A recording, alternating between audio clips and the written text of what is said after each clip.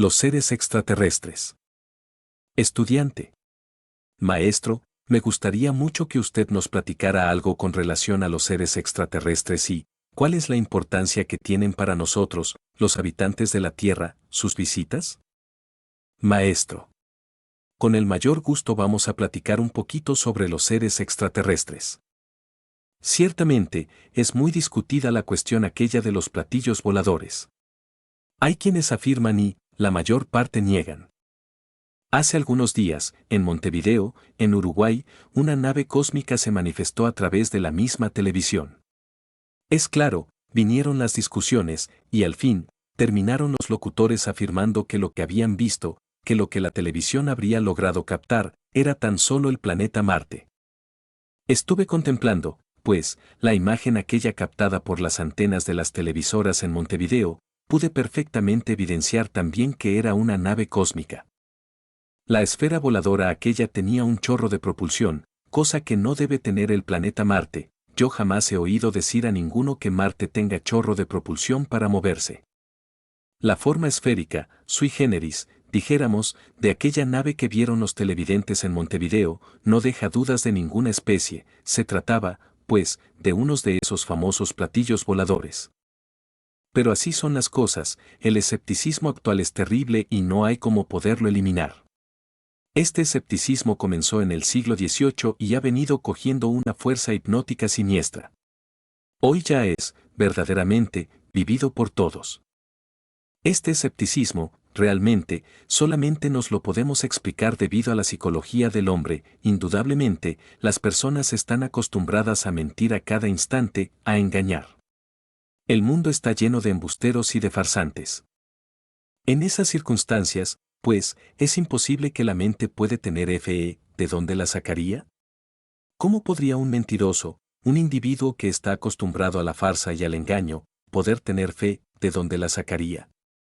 Hay un dicho vulgar que dice, cada ladrón juzga a otro por su condición.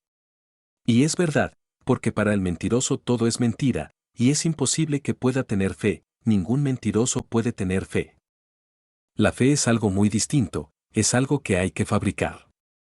La fe no es algo que se pueda conseguir, dijéramos, de la noche a la mañana, hay que fabricarla, y es algo muy distinto a como muchos la suponen. Y para fabricarla se necesita del estudio y de la experiencia. Solo a base de estudio y experiencia mística directa deviene la comprensión y como resultado de esta última surge la fe. Jesús dijo, si tuvieres fe, como un grano de mostaza, moveréis montañas. Pero hay que fabricarla, eso es obvio.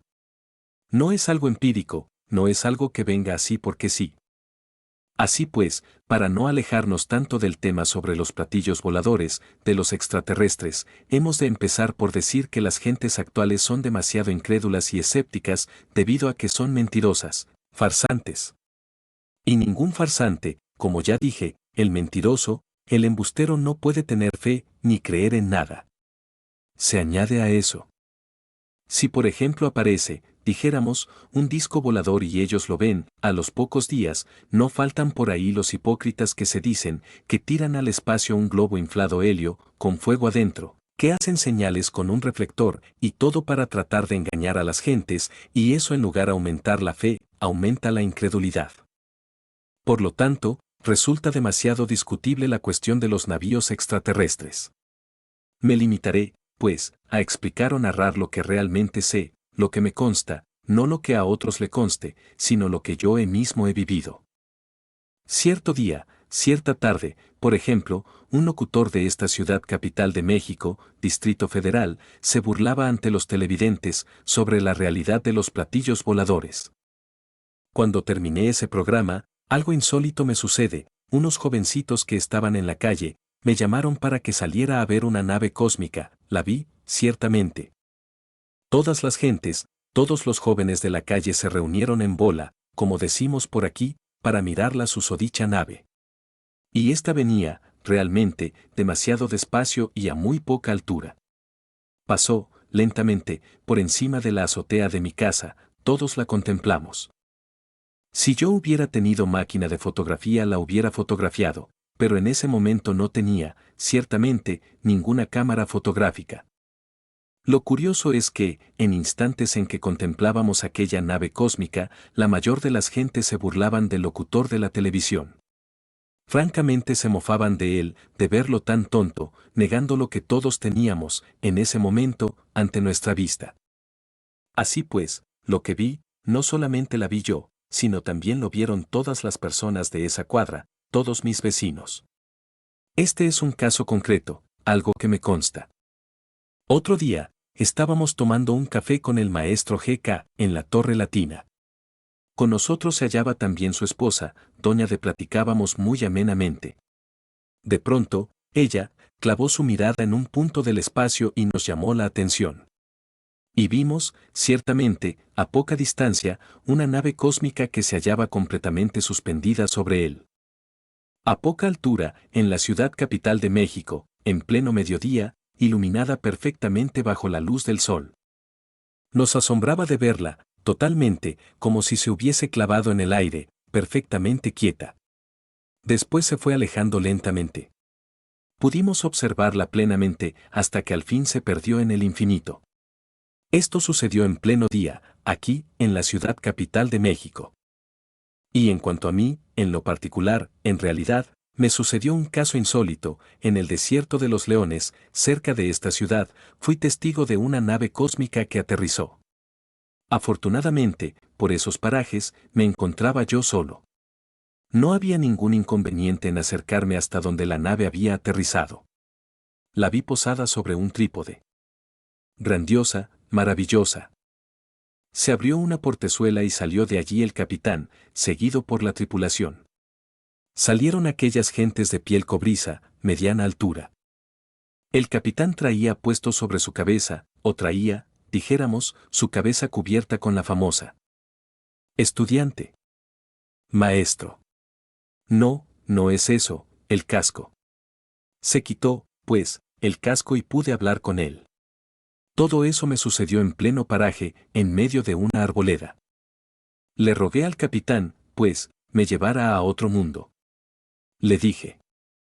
Mi real ser interior es el regente del planeta Marte y a mí no me han llevado en lo físico. ¿Es a Marte donde usted quiere ir? Le dije. Sí, capitán, a Marte. Él miró, pues, mi pretensión como algo muy exiguo, ¿no? Me dijo. ¿Marte? Eso es allí no más, está a un paso.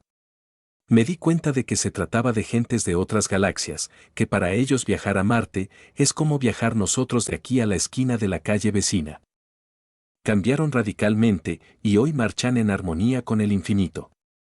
Se asombraba, pues, aquella dama, que nuestro planeta Tierra no se hubiera cargado con las vibraciones de otros mundos, de forma similar como una planta se carga del aroma de otra planta que esté junto. Y en esto tenía razón la dama, y al preguntarme ella, ¿por qué vemos que no sucede lo mismo aquí, en el planeta Tierra?, yo me limité a responder. Es que es una equivocación de los dioses. Pero luego, reflexionando un poco más, les dije, se debe esto el karma de los mundos. Ella asintió y la otra dama, su compañera, también asintió, y todos los tripulantes de la nave asintieron. Sin embargo, yo continué con mi propósito, continué con mi petición, le dije al capitán. Yo tengo que escribir para la humanidad. Me gustaría traer la cultura, las civilizaciones de otros planetas y escribir sobre eso. El capitán, a todo eso me contestó. En el camino iremos viendo. Con eso me alegré mucho, es una promesa para mí extraordinaria. Y desde entonces, estoy convencido de que ingresaré, tarde o temprano, a ese grupo, y es claro que sabré aprovechar la oportunidad. En un futuro habremos de traer aquí, al planeta Tierra, elementos minerales, vegetales y, hasta principios orgánicos o criaturas vivas de otros mundos habitados. Escribiremos sobre eso, sobre las culturas o civilizaciones de otros planetas.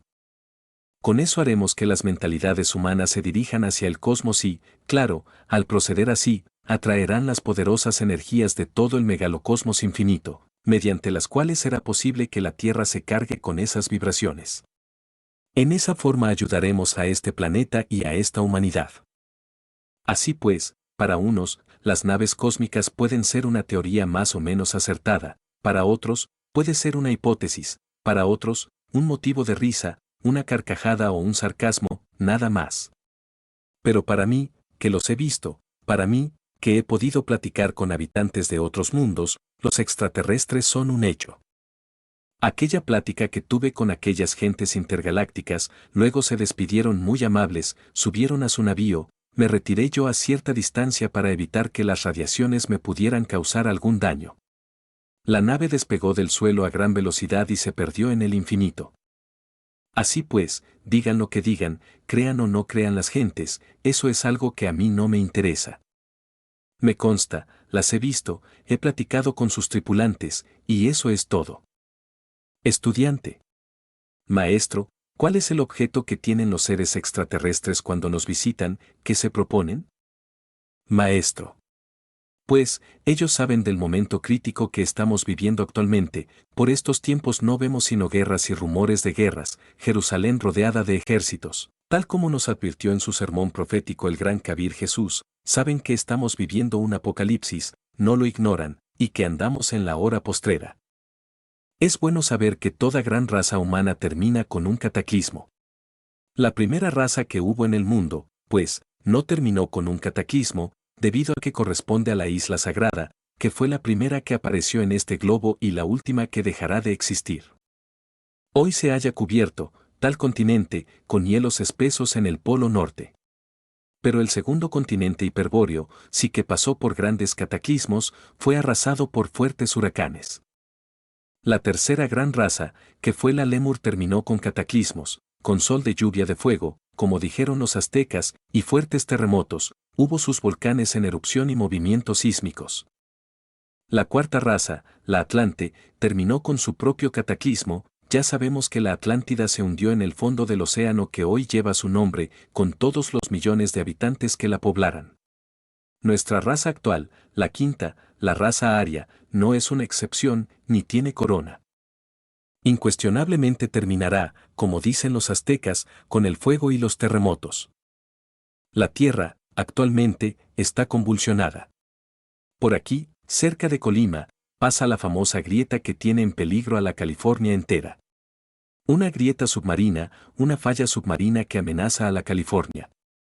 No hay duda de que California habrá de ser tragada por el Océano Pacífico. Esto ya lo saben los gringos, no es algo extraño, ya es conocido. Y todo el fondo del Atlántico y del Pacífico están llenos de tremendas grietas. Las del Pacífico son las más profundas, hay algunas que ya ponen en contacto el agua con el fuego líquido que existe en el interior de la Tierra. Y resultado es que se están formando presiones y vapores que aumentan de instante en instante, de momento en momento. Y cuando tales presiones y vapores se vayan intensificando, los terremotos se irán haciendo más y más frecuentes, más y más intensos. Así pues, no es pues de extrañar que pronto comencemos a ver movimientos mayores de tierra en el fondo de los océanos, las grandes ciudades del mundo caerán como castillos de naipes hechas polvo, no habrá remedio. Aquí mismo, en nuestro país, México, estamos viendo cómo aparecen todos los días nuevos y nuevos volcanes. Así pues, se acerca el momento, que serán los finales para la humanidad. Esta gran raza humana perecerá por el fuego y los terremotos. Esto ha sido debidamente anunciado por los grandes sabios del México antiguo, y sus profecías se cumplirán al pie de la letra. Por otra parte, la humanidad ha llegado a un grado de perversidad, espantoso, terrible, el mal del mundo es tan grave que ya llegó hasta el cielo. En tales condiciones, no es posible que esta raza humana pueda continuar viviendo. Obviamente tiene que ser destruida. Por ahora, lo único que podemos asegurar es que ya se están presentando una serie de tragedias terribles y espantosas, guerras y rumores de guerras, epidemias, enfermedades desconocidas, crímenes monstruosos para los cuales todavía no existe legislación, que no se hayan todavía estudiados por los códices actuales, debido a su misa monstruosidad. Y aún más, no existen ni siquiera formas de castigo que puedan, verdaderamente, llenar las necesidades para castigar tales crímenes. Porque las formas de castigo que existen actualmente resultan bellísimas ante cierta monstruosidad. El mundo, pues, anda por los caminos del desastre, una humanidad que no tiene ya amor, terriblemente perversa. Y el resultado tiene que ser la catástrofe. Esto lo saben los extraterrestres, tratan de ayudarnos, quieren servirnos, quieren ponerse en contacto con la humanidad, quieren hacer escuchar su palabra, pero cuando lo intentan, son rechazados a balazos o perseguidos con aviones caza, o se les recibe con cañonazos, no hay amor de parte de la humanidad. El odio por todas partes es terrible. Y quieren aprenderlos, y quieren tenerlos entre sus manos para volverlos pedazos en el laboratorios, para saber de qué están hechos, confiscar sus naves, quitárselas para armarlas con bombas atómicas, o para invadir otros mundos habitados. Es una humanidad que no tiene remedio, monstruosa en un 100%. Y ellos lo saben, y quieren servirnos, pero ahí. Sin embargo, pues, la realidad es que algunos de ellos viven en el planeta Tierra, mezclándose entre la misma humanidad. Hay gentes de Marte y de otros mundos, camuflados de terrícolas, viviendo como terrícolas, trabajando para ganarse el pan de cada día, y etcétera, etcétera, etcétera. Ellos no dicen que son de Marte, ni de Venus, porque los creerían locos o los asesinarían. En el Polo Sur hay una ciudad que está bajo tierra. Allí vive una raza azul, venida de la galaxia azul, conservan sus naves cósmicas, con las cuales pueden viajar a través del inalterable infinito, se alientan con elementos submarinos, algas, almejas, peces, etcétera, etcétera. A su tiempo y a su hora entrarán en actividad esas gentes, para ayudar concretamente a la humanidad. Se nos ha dicho que saldrán a las calles a llamar a las gentes, pues, al arrepentimiento. Son extraordinariamente espirituales. Así pues, los navíos cósmicos van y vienen a través del inalterable infinito. Pues, absurdo suponer que la Tierra sea el único mundo habitado. Realmente, nuestro planeta Tierra es como un grano de maíz en el espacio. ¿Por qué ha de ser el único que tenga vida? En un universo tan infinito, ¿creen ustedes que la Tierra sea el único habitado? Esto resultaría absurdo, ¿verdad?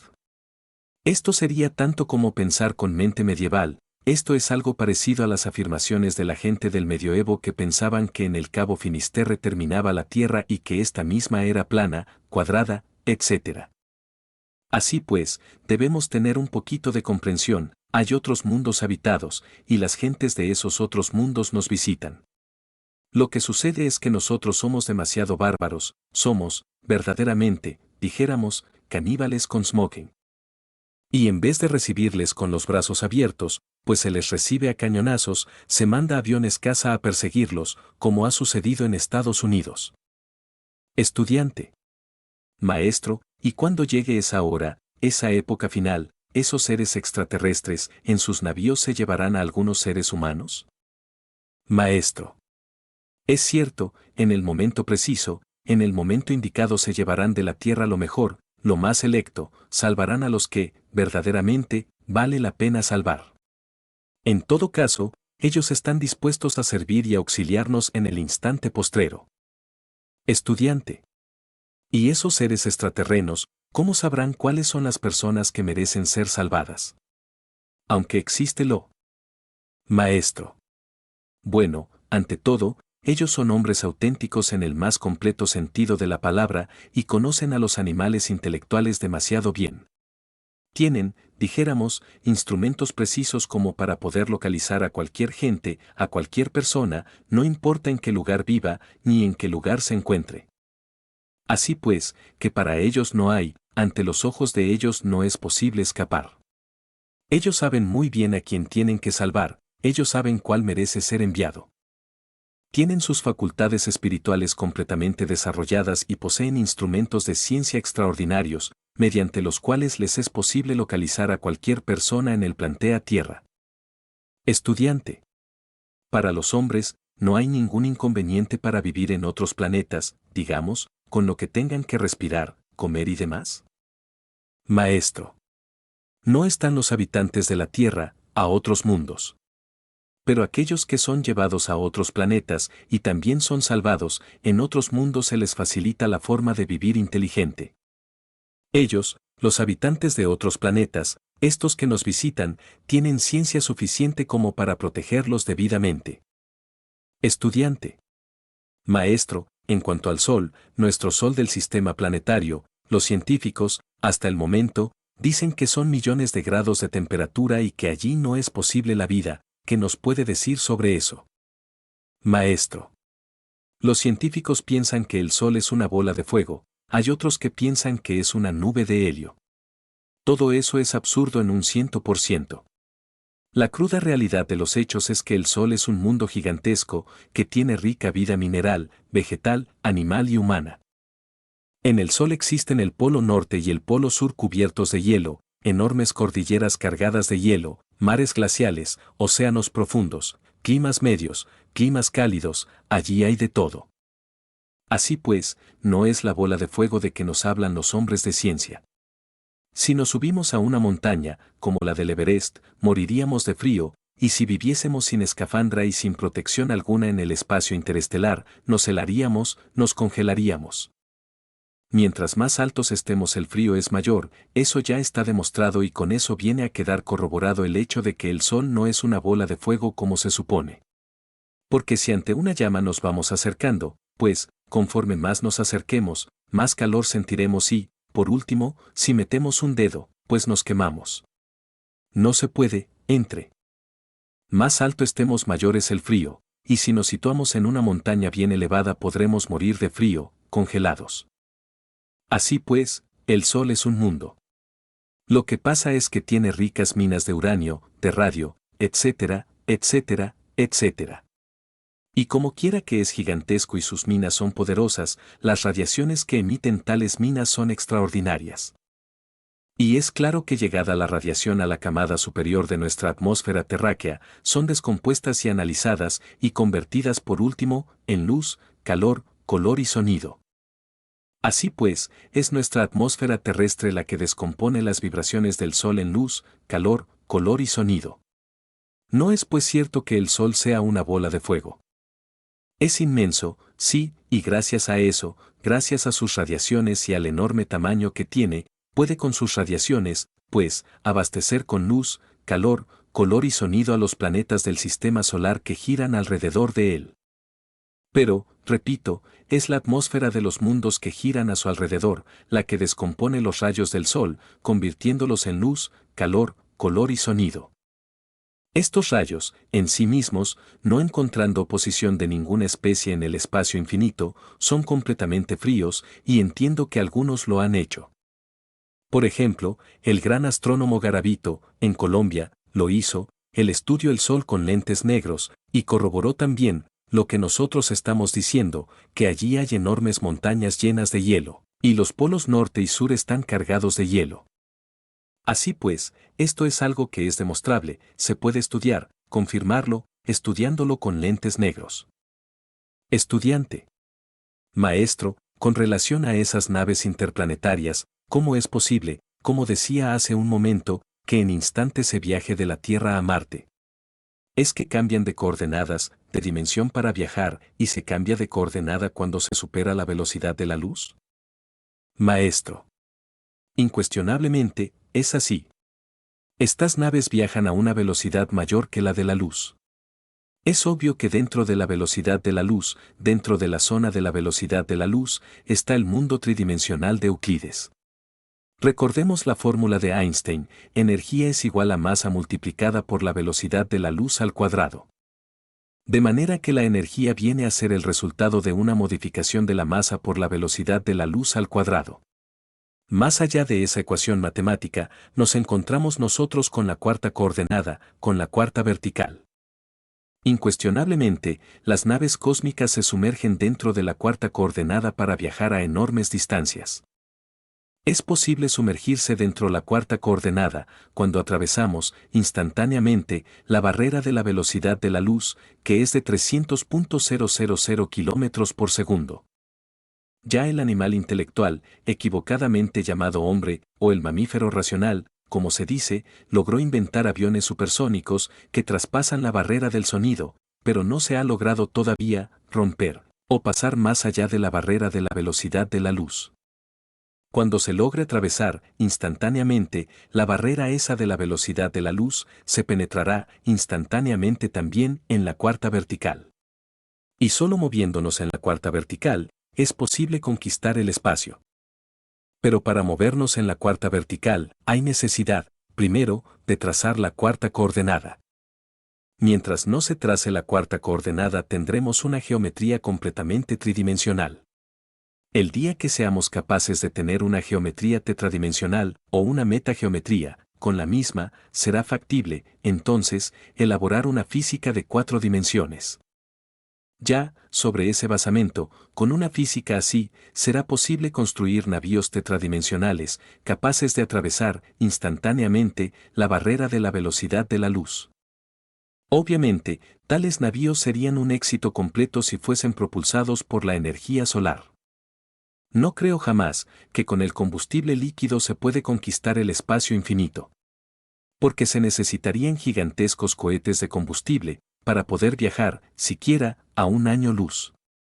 Ahora, cuando las distancias son mayores, a 10, a 20 o 100 años luz, ¿en qué transportaríamos tanto combustible? Obviamente, se necesita de una fuerza superior. Entiendo que con la energía solar, sí se podría conquistar el espacio infinito, a condición de construir navíos basados en la cuarta coordenada, en la cuarta vertical, navíos, dijéramos, tetradimensionales. Entiendo que esos navíos cósmicos que viajan a través del espacio y tripulados por extraterrestres, se sumergen instantáneamente dentro de la cuarta vertical para viajar a través del infinito. Estudiante. Maestro, estos habitantes, esta raza azul que usted menciona que viven debajo del Polo Norte, ¿de qué planeta o de qué mundo son procedentes? Maestro. Ya dije que son procedentes de la galaxia azul, y que ellos mismos tienen la piel de un bellísimo color azul. Son gentes de una altísima espiritualidad y de gran ciencia, y tienen que cumplir una linda misión en lo futuro. Antes del gran cataclismo, aparecerán por todas partes, en las casas, predicando las doctrinas, enseñando a las gentes, llamando a todos al arrepentimiento. Estudiante. ¿Cómo piensa usted que la humanidad va a reaccionar, siendo que parece que entonces también intentarán meterlos en los laboratorios y sacarles la sangre y estudiarlos a ver cómo están conformados? Maestro. Es posible que ellos logren, porque ya vimos nosotros el caso de un hombre de ellos, de color azul, que estuvo viviendo en... Aquí una, mía, que lo conoció personalmente, me informo de él, lo encontró en un restaurante. Repito, en... Un hombre de piel de azul. Estudiante. Y la gente lo tomaba como una cosa normal o... Maestro. Absolutamente normal, la cruda realidad de los hechos es que para esos tiempos tendrán, inevitablemente, que hacerse cada vez más y más visibles los extraterrestres. Téngase en cuenta que estamos en la edad del Kali Yuga, la edad de hierro, y es obvio que esta termina siempre en el abismo. La edad de hierro está simbolizada por el reloj de Saturno. El horario está en suspenso, el reloj no anda, como diciendo que los tiempos del fin han llegado. A un lado del reloj, aparece el espectro de la muerte con su guadaña, pues, es hora de cegar vidas. Una raza cuando llega el Kali Yuga, termina con un cataclismo. Pensemos por un momento en los lémures, ese gran continente existió en el Océano Pacífico, fue esencialmente volcánico, y al fin, como se sabe, pereció por el fuego y los terremotos. Una civilización poderosísima, su edad de oro fue preciosa. Es obvio que durante aquella aparecieron por todas partes los hermafroditas lémures, que poblaron la tierra, los dioses santos vestidos con humanos cuerpos, hicieron de aquella tierra un paraíso, un Edén. Más tarde, después de aquel gran periodo, la humanidad se dividió en sexos opuestos, es cuando se dice que Eva fue sacada de la costilla de Adán, entonces vino la reproducción por cooperación. Antes la reproducción era por gemación, un determinado huevo se desprendía del ovario del hermafrodita lémur, él era masculino y femenino a la vez. Es claro que este huevo ya venía fecundado, porque la criatura que lo expelía, era hermafrodita, tenía los dos sexos. Entonces era incubado en la misma formaba que una gallina clueca, en fin, así también, mediante el calor, normalmente, aquel ser conservaba aquel huevo cerca, y llegaba un momento en que, dijéramos, la criatura se formaba, y al fin salía de dentro de su cascaroncito, era la época de la reproducción por gemación. Luego, con la división de la humanidad en sexos opuestos, todo cambio, la mujer siguió produciendo el óvulo, pero ya este óvulo no nacía fecundado, debía ser fecundado desde afuera y es fecundado por el hombre, por el varón. Antes no había necesidad de esa fecundación, nacía el huevo ya fecundado. Luego, la humanidad abusó del sexo, en principio lo respetó, después lo profanó y cayó en la generación animal. Durante la edad de oro de la Lemuria, todo fue belleza y esplendor. Durante la edad de plata todavía vivió, y el amor. En la edad de cobre de la Lemuria comenzaron a aparecer por la tierra, aquí, las extrañas manifestaciones de los terrícolas, anomalías. En la edad de hierro, la raza Lemur se precipitó por el camino de la degeneración, entonces, en un gran cataclismo, precedido por muchos cataclismos menores. Así fue como la Lemuria desapareció para siempre, quedando como restos de aquel viejo continente, la misma isla de Pascua, que esté frente al costa de Chile y Australia y toda la Oceanía, etc. En la Lemuria era normal el descenso de naves cósmicas de otros mundos. En la Lemuria no eran tan bárbaros como para atacar a los navegantes del espacio infinito.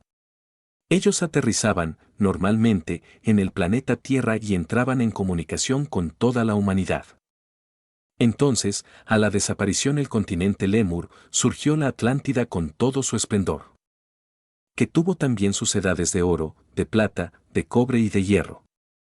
Durante la edad de oro de la Atlántida resplandeció la sabiduría, durante la edad de plata también hubo gran belleza, en la edad de cobre comenzaron a aparecer extrañas manifestaciones, anomalías de la humanidad. Pero la edad de hierro la humanidad se degeneró nuevamente, entonces vino el gran cataclismo. Entonces se hundió la Atlántida en el océano Atlántico con todas sus gentes. Estamos actualmente en la época aria. Tuvimos una edad de oro, una edad hermosísima.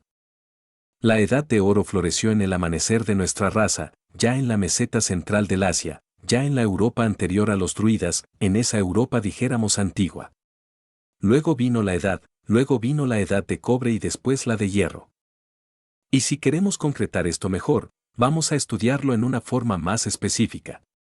La edad de oro, propiamente aparece en todo su esplendor en la meseta central del Asia, con la primera subraza de nuestra gran raza aria, la edad de oro.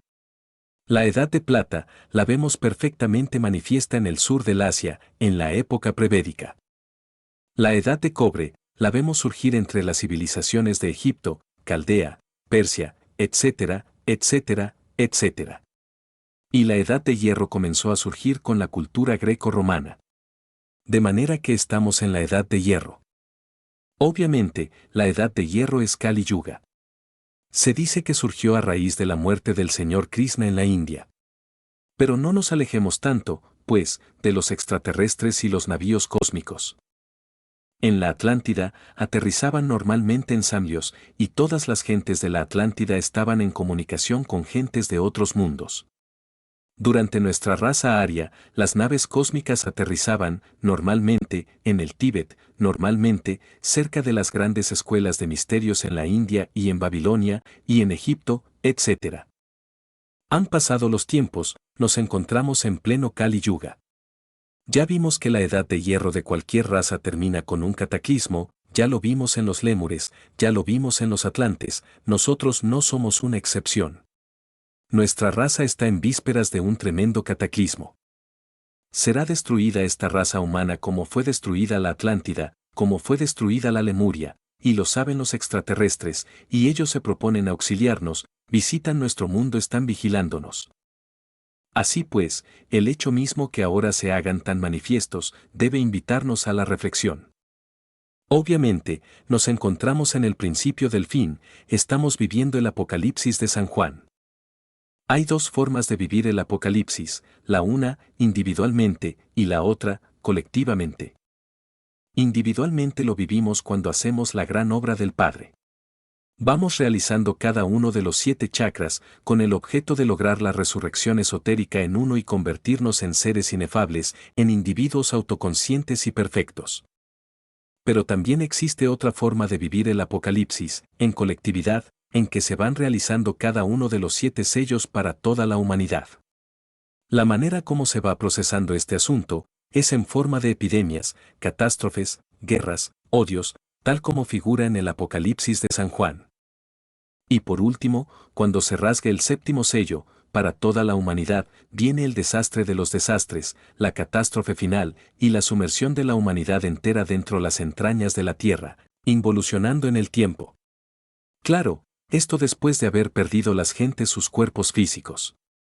Pero aunque sea dolorosa esa última página del Apocalipsis, tiene un buen objetivo, aunque sea doloroso todo el proceso apocalíptico de la humanidad, tiene un objetivo, crear la Edad de Oro. Así como, por ejemplo, cuando el adepto vive el Apocalipsis en sí mismo, lo hace con un objetivo, crear el maestro secreto dentro de sí mismo, lograr la resurrección del maestro secreto en sí mismo, convertirse en un ser inefable. Así también, la naturaleza, al hacerle vivir todo el Apocalipsis de San Juan a la humanidad, lo hace con un objetivo, crear una nueva edad de oro. No podría crearse una nueva edad de oro dentro de la podredumbre, o en la podredumbre, no se podría crear una civilización resplandeciente mientras exista esta, que realmente está podrida. Se necesita la destrucción de toda esta civilización, el cambio geológico de nuestro planeta, la modificación radical de la especie humana, y se consigue mediante el cataclismo, mediante el caos. Millones de seres humanos perecerán, desencarnarán inevitablemente, involucionarán en el tiempo, dentro de las entrañas de la Tierra y resurgirán al fin, claro está. Reiniciarán nuevos procesos evolutivos a través de los distintos reinos de la naturaleza, y al fin aparecerá una nueva raza humana sobre la Tierra. Esa raza tiene que aparecer, téngase en cuenta que no toda la totalidad de los seres humanos que pueblan el mundo será destruida, un pequeño núcleo será salvado, y con ese pequeño núcleo se iniciará la nueva raza, aquella, la del futuro, la que vivirá sobre una tierra transformada, aquella que creará una nueva edad de oro. Una edad de espiritualidad y de esplendor. Pero tiene que ser destruida esta raza perversa. No podría surgir una edad de oro entre esta gente perversa. Se necesita la destrucción total de lo que existe actualmente sobre la Tierra para que pueda crearse una nueva civilización y nueva cultura. A eso vienen precisamente los extraterrestres, ellos tienen que trabajar con todo este orden de cosas, ellos tienen que cooperar con la gran naturaleza, solo auxiliarán al que, serán los encargados de establecer sobre la Tierra la nueva civilización, la nueva cultura. El núcleo que haya, trabajará de acuerdo con ellos, el que sea salvado trabajará de acuerdo con ellos. Y la nueva civilización corresponde a la nueva Jerusalén de que nos habla San Juan en el Apocalipsis. Pedro mismo dice que la tierra y todo lo que hay, lo que en ella existe, será quemado, y que los elementos ardiendo serán deshechos. Así pues, la tierra y todas las obras que en ella hay serán quemadas, dice Pedro el apóstol en su epístola segunda a los Romanos, y que habrán cielos nuevos y que habrán tierras nuevas. Y sobre una tierra transformada aparecerá una nueva humanidad, una edad de oro. Pero esta edad que tenemos actualmente, el Kali Yuga va hacia el fondo del precipicio. Hay muchas señales que así lo indican, en primer lugar ya el anticristo apareció, está activo en todas partes. No es un hombre como lo suponen algunos. Hay quienes creen que el anticristo nació en el Asia y por allá entre, del mundo, eso el falso. El anticristo está perfectamente definido en la gran epístola universal de San Juan Apóstol. Dice el San Juan, el apóstol, en su gran epístola universal que aquel que niega al Hijo, tampoco tiene al Padre, y este es el anticristo. En cábala hebraica, el Hijo es el Tiperet. La cábala hebraica, por ejemplo, nos dice que existe un triángulo superior, Keter, Choma y Bina. El producto de ese triángulo superior es el Logos, el Padre que está en secreto. Nos dice que existe un segundo triángulo en nosotros, que es el Chesed, Gebura y Tiperet, siendo Tiperet el Hijo, en nosotros, es decir, Tiperet es el alma humana propiamente dicha, o mana superior o alma causal de que nos habla la teosofía, el principio crístico por excelencia, lo que nos hace humanos de verdad. Claro, no todos lo tienen encarnado, como ya lo he dicho en mis libros, pero los que lo encarnan, de hecho encarnan al Cristo en sí mismos.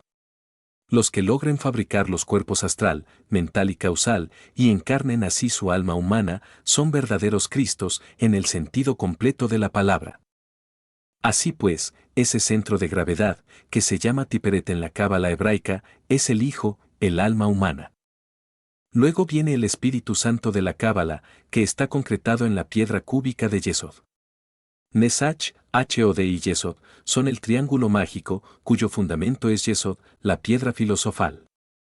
Bien, pero no nos salgamos del tema. Pensemos en el Tiperet de la Cábala, en el alma humana. Quien niegue el alma humana, de hecho, es un anticristo, porque tampoco tienen al Padre. Eso está definido por el apóstol: quien niegue al hombre los principios anímicos y espirituales, ese es el anticristo. ¿Y quiénes son los que niegan los principios anímicos y espirituales? ¿No son acaso los científicos materialistas? Entonces, la ciencia materialista es el anticristo, ¿verdad? Y este está activa en todos los países de la tierra. Esa es la señal de que el fin ya viene, porque ya el anticristo está activo en todas partes, aquí, allá y acullá. Por su difundir su materialismo y ateísmo en todas partes. El anticristo hace milagros y prodigios engañosos, eso ya está predicho, sí, y hasta profetizado. El anticristo viene y todo el mundo se arrodilla ante el anticristo, y dice: no hay como el anticristo. Las gentes dice hoy en día: no, que solamente saben hoy en día los científicos, y todo el mundo, los científicos, la gente no quiere sino a los científicos, solo saben de ciencia los científicos. Pero estos científicos y en su conjunto, constituyen el anticristo, el que hace milagros y prodigios engañosos, y las gentes todas le siguen. Y también profetizado en el Apocalipsis de San Juan, la gran ramera. Y del falso profeta caerán lagos de fuego ardiendo y azufre, que es la muerte segunda. El falso profeta es el anticristo, toda esta ciencia materialista, de ella caerán lagos de fuego y azufre, que es la muerte segunda. ¿Qué más prueban quieren? Señales del cielo hay por montones. Actualmente, vemos nosotros que ha llegado un cometa. Por este mes de enero será más visible. Es un cuerpo extraño metido dentro del organismo del sistema solar. Téngase en cuenta que este sistema parece un hombre caminando a través del infinito, y si un cuerpo extraño se mete dentro de este organismo, pues algo tiene que suceder, eso es obvio. Lo mismo que si se mete dentro de nuestro cuerpo humano un elemento extraño, algo tiene que sucedernos. Así pues, hay muchas señales del cielo que nos indican que los tiempos del fin han llegado. La humanidad, en estos instantes precisos, está viviendo su apocalipsis. Y el final del tiempo del apocalipsis será con el séptimo sello. Estudiante. Maestro, ¿qué otras señales apocalípticas tenemos en este momento que nos garanticen que el fin está cercano? Maestro. Las que estamos viendo hoy en día: guerras y rumores de guerras, pestes, hambre, desolación, Jerusalén rodeada de ejércitos, tal como fue dicho por Jesús en su sermón profético, terremotos, terribles erupciones, las naves cósmicas, el cometa, este que ha llegado, etcétera, etcétera, etcétera. Todas esas son pruebas. ¿Qué más pruebas queremos? Ahora, se irán procesando, de aquí en adelante, los distintos cataclismos, las enfermedades desconocidas, las guerras, la miseria, se levantarán los hijos contra los padres y los padres contra los hijos, unos contra otros y todos contra todos, los terremotos se harán cada vez más frecuentes. Volcanes en erupción aparecerán por montones en todas partes. Por último, sucederá lo inevitable: se les ha hablado de un mundo que es Hercólubus, y ese viene. Algunos creen que gira alrededor de una órbita lejana, en un lapso de 6.666 años. Nosotros hemos investigado más a ese mundo, es gigantesco, no lo vemos girando alrededor de ninguna órbita, como se supone, es un mundo dislocado de otro sistema solar, que viene a través del espacio infinito, viajando a velocidades extraordinarias, rumbo, precisamente, hacia la órbita terrestre. Su acercamiento será espantoso. Habrá una oscuridad que durará 3 días, el fuego de los volcanes brotará en forma extraordinaria por todas partes. La tierra toda se recubrirá de volcanes en erupción, los terremotos se intensificarán espantosamente, olas embravecidas, nunca antes vistas, azotarán las playas, las gentes andarán como locas por las calles y no habrá remedio. Por último, habrá una colisión de mundos, aquella masa es pavorosa, gigantesca, obviamente atraerá hacia sí al planeta Tierra, lo atraerá, lo sacará de su órbita y las dos masas harán colisión, pero antes de eso, Hercólobus habrá consumido la totalidad de la tierra, y será un fuego que nadie podrá apagar. Se quemará la atmósfera, los ríos se saldrán de sus lechos, los mares también, como para contar la historia. El pequeño grupo que será salvado secretamente será llevado hasta un lugar secreto, pero eso pertenece ya a los misterios. Por eso estamos formando nosotros el ejército de salvación mundial. Vamos a ver quiénes son los que van a querer marchar con nosotros, para la iniciación de la nueva era del Aquarius. Hay quienes dicen que esta nueva era será de paz, de armonía, de belleza, porque está gobernada, nada menos, que por Acuario, el signo de la fraternidad y del amor, de la ciencia y del saber. Sí, pero no se dan cuenta que Acuario, a su vez, es la casa de Urano. Y Urano es un planeta revolucionario, explosivo en un 100% y traerá acontecimientos insólitos, insospechados. Y como ven que frente a la constelación de Acuario está Leo, el león de la ley, dicen, frente a Acuario está Leo, así dicen los teosofistas. Leo gobierna al corazón, eso es que habrá nobleza, que desaparecerán las fronteras, que la tierra será un paraíso, etcétera, etcétera. Pobres astrólogos, no quieren darse cuenta que Leo significa nada menos que el león de la ley. Es el león de la ley quien sale al encuentro de la humanidad de Acuario. Aquí, es el león de la ley el que va a hacer llover fuego sobre la tierra. Es el león de la ley quien va a castigar a la gran ramera, cuyo número es 666. De eso no se dan cuenta los astrólogos modernos. Téngase en cuenta de que Leo es un signo de fuego. Por algo hemos puesto nosotros en el escudo de nuestro movimiento gnóstico, al león con las 5 estrellas. Porque simbolizan la quinta raza aria. Dijéramos, el león de la ley que sale al encuentro de la quinta raza. Así se cumplirá lo que está escrito por los aztecas cuando afirmaron en forma enfática que los hijos del quinto sol serían destruidos por el fuego y los terremotos. Ya viene Leo, precisamente para hacer cumplir esa profecía, en toda su rigurosa exactitud. Ahora vamos a explicarnos por qué, precisamente, abundan tanto los datos sobre navíos cósmicos, por qué vienen tanto a la Tierra los extraterrestres, por qué surcan el espacio. Ellos saben lo que nos va a sobrevenir, quieren auxiliarnos, quieren ayudarnos, están vigilantes. Gentes de otros mundos van a ser testigos de lo que va a suceder a este planeta Tierra, este mundo será castigado. Lo que aquí va a suceder, quedará registrado en los anales cronológicos de gentes sabias que viven en otros planetas. Así pues, esas humanidades sabias conservarán en sus crónicas, en su historia, los recuerdos de este planeta, un mundo que fue castigado por su perversidad.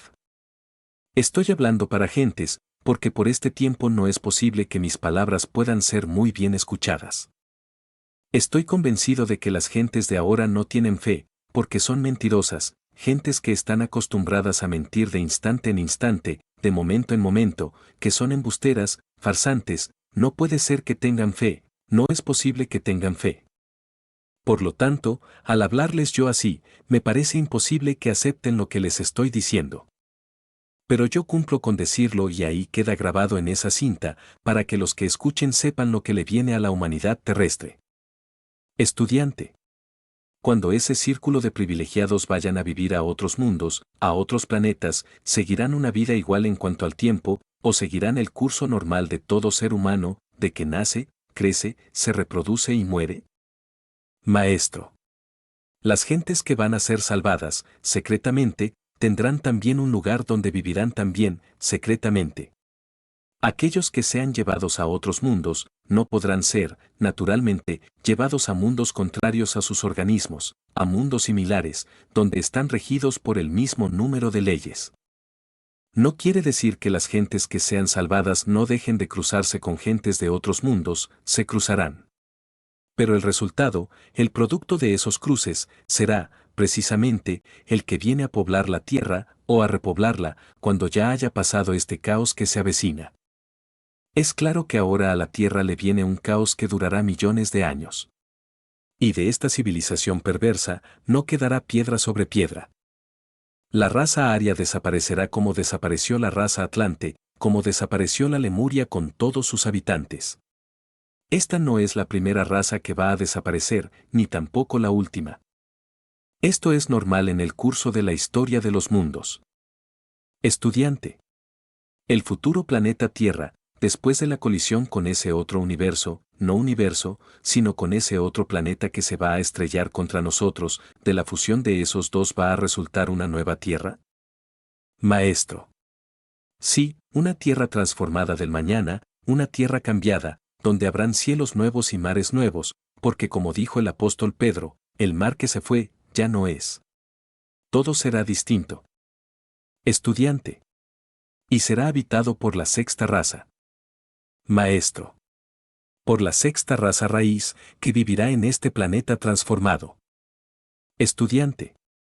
Maestro, nosotros estudiamos de niños, que la definición de fe era que es lo que no vemos porque Dios nos lo ha revelado. ¿Ese mismo concepto acá prevalece? Maestro. Los gnósticos vamos al grano, los gnósticos no podemos quedarnos en meras teorías o en simples suposiciones. La fe no viene, no es algo, dijéramos, de cosas de tipo del azar o cosas por el estilo, no. La fe hay que fabricarla, hay que crearla. Y no es posible fabricarla sino, exclusivamente, a base de estudio y experiencia. Es obvio que a base de estudio y experiencia, como resultado, aparece la comprensión, y de esa comprensión, a su vez, surge la fe. Pero es algo que hay que ir fabricando lentamente. Porque alguien puede haber adquirido fe en un punto y en otro punto no. Entonces cada punto debe ser debidamente estudiado, comprendido y experimentado, antes de tener fe. Así, la fe, se va, dijéramos, aumentando por grados, se va adquiriendo en forma graduativa, analítica, es un proceso. No se consigue a base de empirismos, ni de afirmaciones o negaciones absurdas. Hay que elaborarla, hay que trabajarla. Hay puntos en cosmogonía donde la gente no tendría fe, y hay puntos, por ejemplo, sobre la ley del karma, donde la gente podría tener fe. Y otra persona podría tener fe, por ejemplo, en cuestiones antropológicas y no tenerla en otros aspectos. Así pues, se necesita, forzosamente, ir creándola en forma didáctica y dialéctica. Es un proceso, dijéramos de creación ordenado, cuando se forja una fe poderosa se logran hacer maravillas. No es la fe algo empírico, no es algo que viene así, de la noche a la mañana, no, es algo que hay que fabricar, eso es todo. Estudiante. Entonces, más bien, el concepto de fe, es como cuando una persona dice, de eso doy fe, es decir, que tiene absoluto conocimiento de lo que afirma. Maestro. Sí, obviamente, si uno tiene fe en algo, puede tener afirmar con plena certeza. Pero si uno tiene la fe suficiente, no podría afirmar con plena certeza. Y para poder tener la fe, se necesita fabricarla. Estudiante. La fe, entonces, es un producto del conocimiento y la comprensión. Maestro. Conocimiento y experiencia. Y como resultado del estudio y de la experiencia, aparece la comprensión, y por último, como producto de la misma comprensión, resulta la fe. Estudiante. ¿Por qué la humanidad ha recibido las enseñanzas más importantes en forma velada? Maestro. Bueno, en los tiempos antiguos, las enseñanzas se entregaban únicamente dentro del sigilo de los templos, y cuando se escribieron, se hacía en forma de jeroglíficos. Hoy los tiempos han cambiado. Ya no se nos puede decir que no está publicado. Hemos escrito libros, los estamos tirando a la calle, se está gastando mucho dinero en propaganda y se gastará mucho más en el futuro. Nosotros nos proponemos hoy en día entregar el conocimiento develado a toda la especie humana, difundirlo en la redondez de la tierra. Porque está escrito que antes del cataclismo final sería difundido este evangelio. Todavía no se ha difundido totalmente. Nosotros lo difundiremos. Quienes creen que el evangelio del Cristo ya se publicó en todos los países de la tierra, están equivocados, porque los 4 evangelios están escritos en clave. Son 4 textos de alquimia y de cábala. No se podrían entender si no se sabe alquimia y cábala. Así pues, no se han develado. Y no habiéndose develados, nadie los conoce. Y no conociéndoseles, tampoco han sido divulgados. Entonces necesitamos develarlos y publicarlos y hacerlos llegar a todos los países de la tierra. Cuando ya lo hayamos logrado vendrá el fin, vendrá el acontecimiento final, que será de la noche a la mañana, cuando menos se piense. Será por el fuego, y ese fuego no lo podrá apagar nadie, ¿entendido? Estudiante. ¿Y esos evangelios, si serán conocidos por toda la humanidad? Maestro. Escrito está que nuestro evangelio será conocido en todas partes. Nosotros desentrañaremos la doctrina secreta de los evangelios, los develaremos para hacer conocer sus verdades en todos los países de la tierra. Cuando ya lo hayamos logrado, vendrá el cataclismo final. Estudiante. Y la humanidad, lógicamente, no aceptará esos evangelios. Maestro.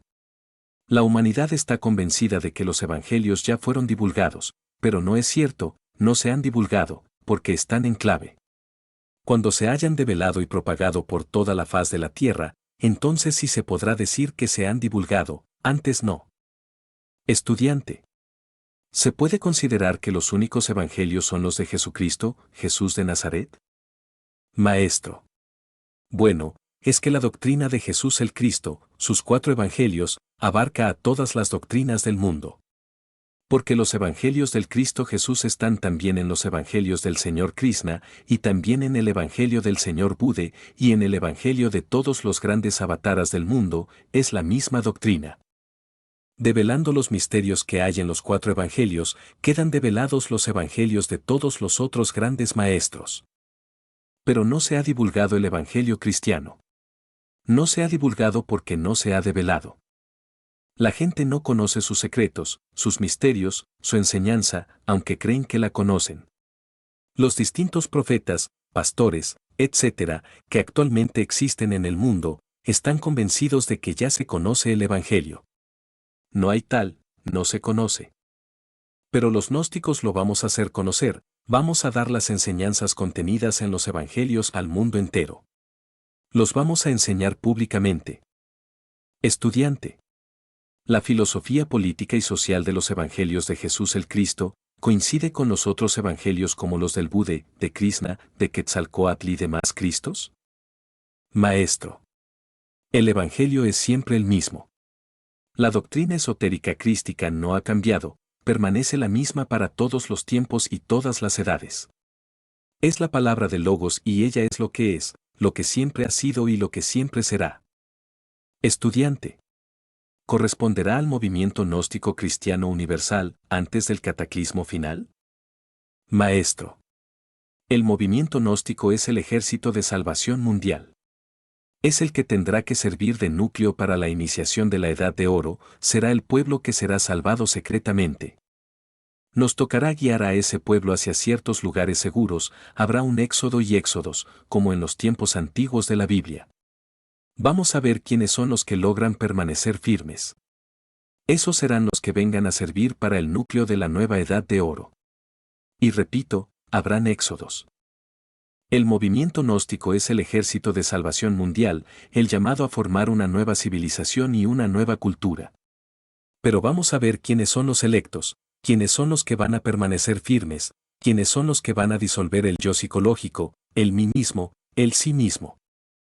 Eso es lo que vamos a ver. Estudiante.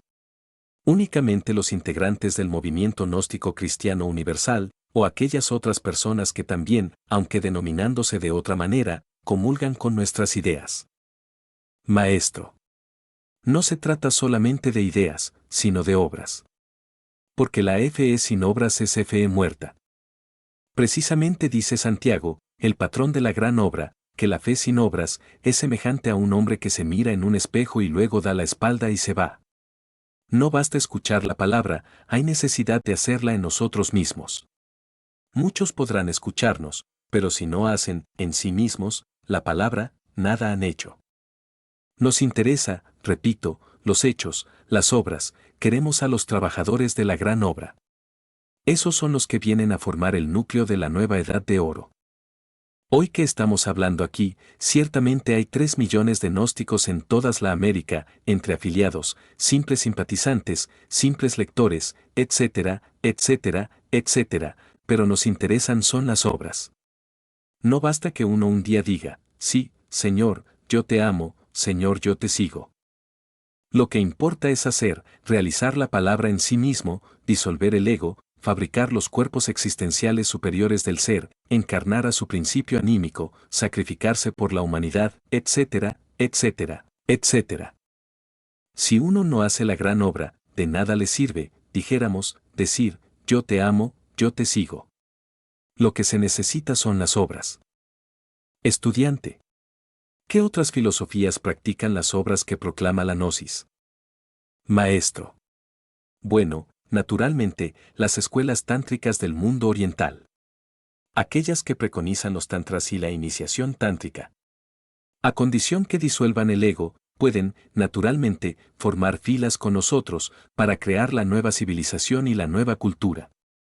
El budismo tántrico del Tíbet, los sufíes de la religión de Mahoma, los verdaderos rabinos iniciados, los maestros de las escuelas de regeneración que psíquicamente trabajan, si ellos realizan la obra, vendrán con nosotros para formar la nueva edad. No importa cuáles sean sus denominaciones, si trabajan de acuerdo con la gran obra, si la hacen, vendrán con nosotros.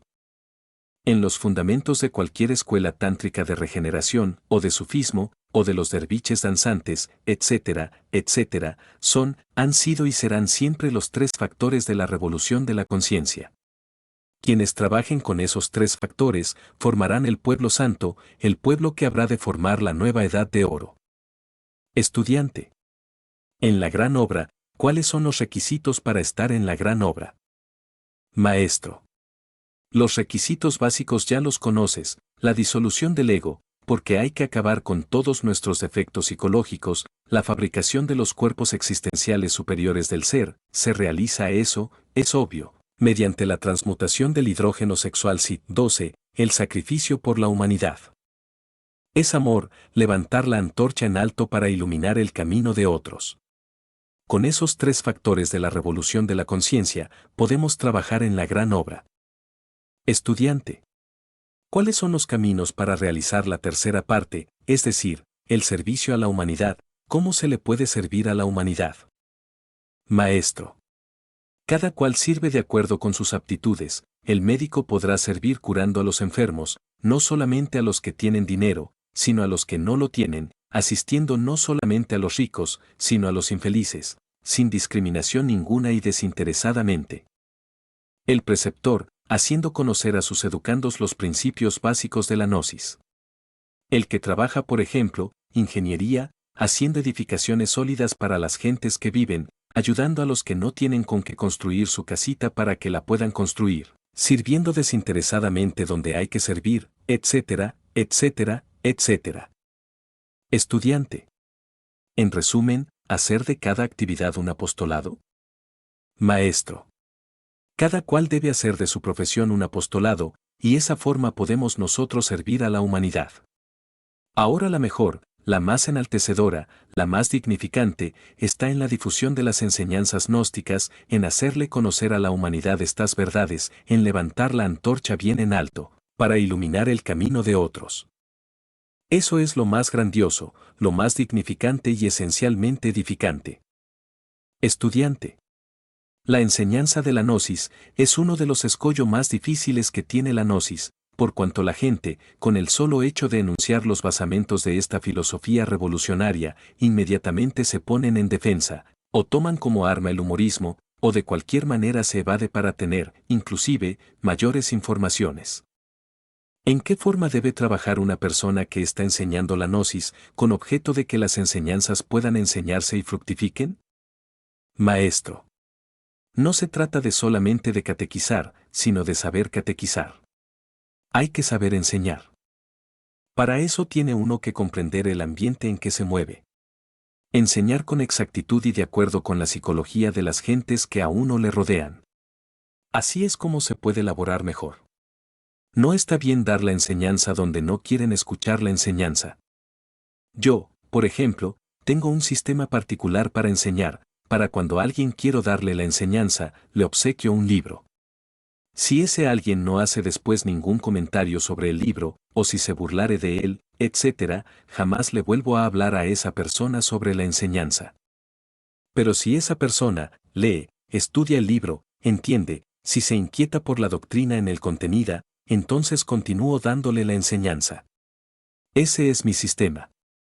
Así también pueden ustedes proceder.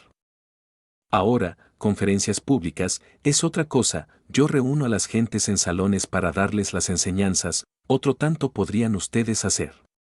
Es obvio que quien concurre a un salón para escuchar nuestras enseñanzas tiene alguna inquietud.